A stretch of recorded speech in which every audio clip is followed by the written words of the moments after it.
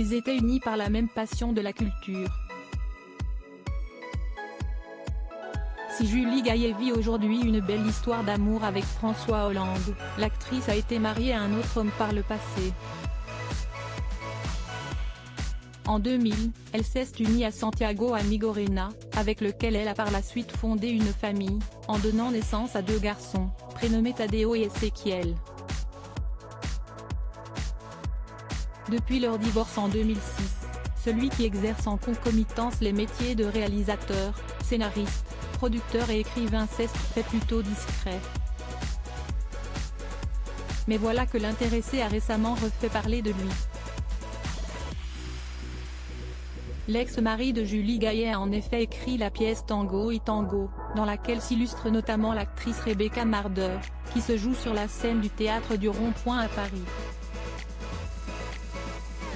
Dans le dossier de presse consacré à ce spectacle, le scénariste a raconté la genèse de ce projet. L'histoire qui m'est apparue est simple.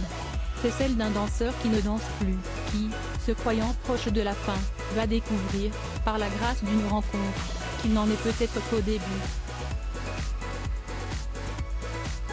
C'est une histoire simple et peu originale mais dans laquelle, j'espère, il y a la promesse de cette puissance qu'ont toutes les rencontres, celle d'inviter à faire un petit saut dans l'inconnu, a-t-il détaillé.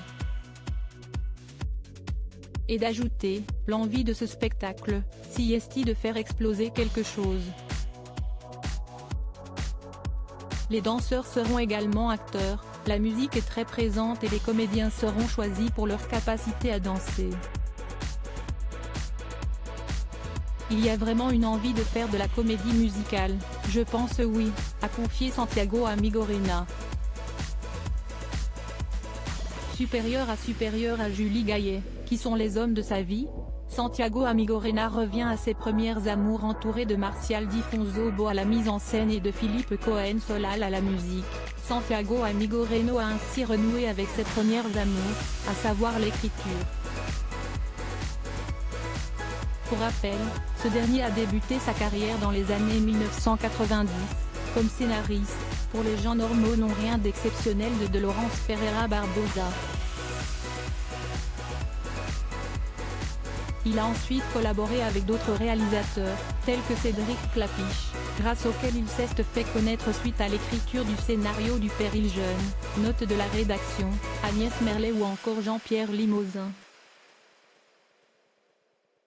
Au total, l'ex de Julie Gaillet a signé une trentaine de scénarios, que ce soit pour la télévision ou bien le cinéma.